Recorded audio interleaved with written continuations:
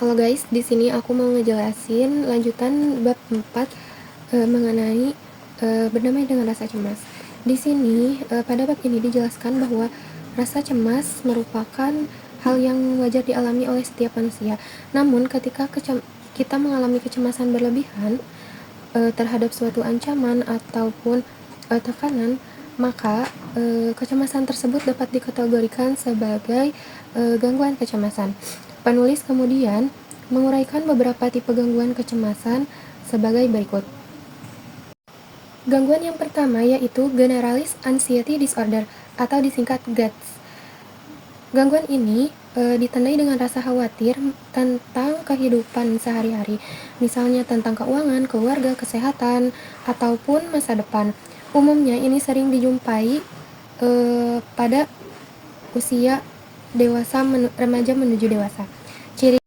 Ciri yang pertama yaitu sulit mengontrol rasa khawatir, karena orang dalam gangguan kecemasan ini mengalami ancaman ataupun tekanan yang dimana akan sulit untuk mengontrol rasa khawatir tersebut. Lalu yang kedua yaitu mudah merasa lelah, lalu sulit berkonsentrasi, lalu otot tegang dan sulit tidur.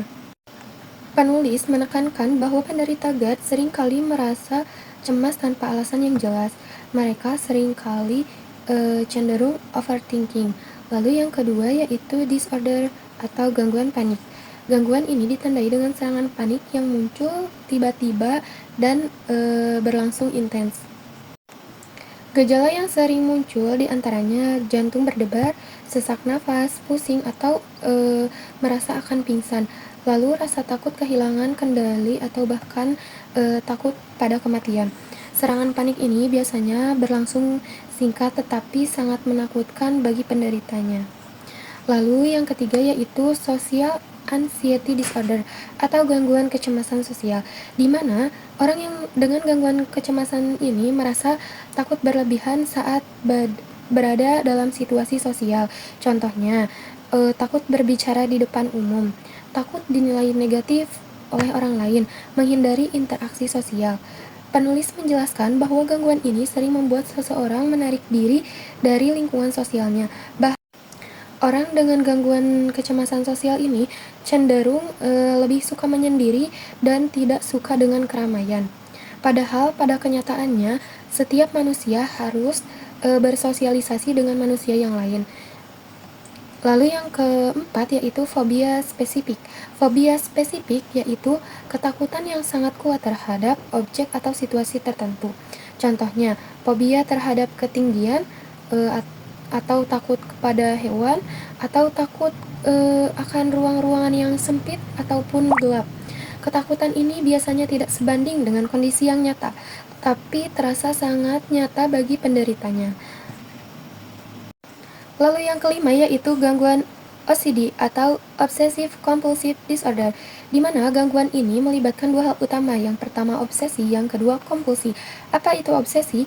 Obsesi yaitu pikiran berulang yang mengganggu. Lalu apa itu kompulsi? Kompulsi adalah perilaku berulang untuk meredakan kecemasan. Contohnya, sering mencuci tangan karena takut kuman. Lalu yang kedua yaitu mengecek sesuatu secara berulang. Orang yang dengan gangguan OCD ini biasanya melakukan sesuatu harus dengan perfeksionis.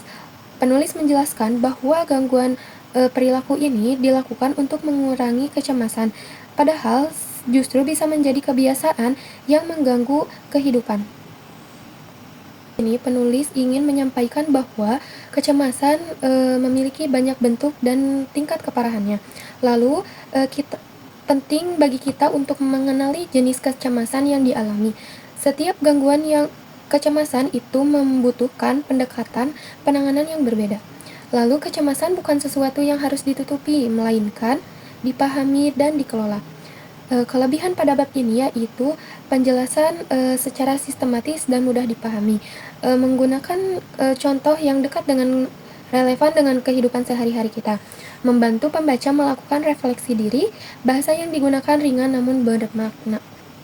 Kekurangan pada bab ini yaitu tidak semua penanganan disertai dengan strategi yang detail. Lalu, ketika kita mengalami gangguan-gangguan tersebut, Disarankan konsultasi dengan ahli atau psikolog. Membaca buku adalah sebagian refleksi diri untuk mengenali gangguan-gangguannya. Untuk lebih jelasnya, kita bisa konsultasikan ke ahli psikologis. Mungkin sekian reviewan buku bab ini.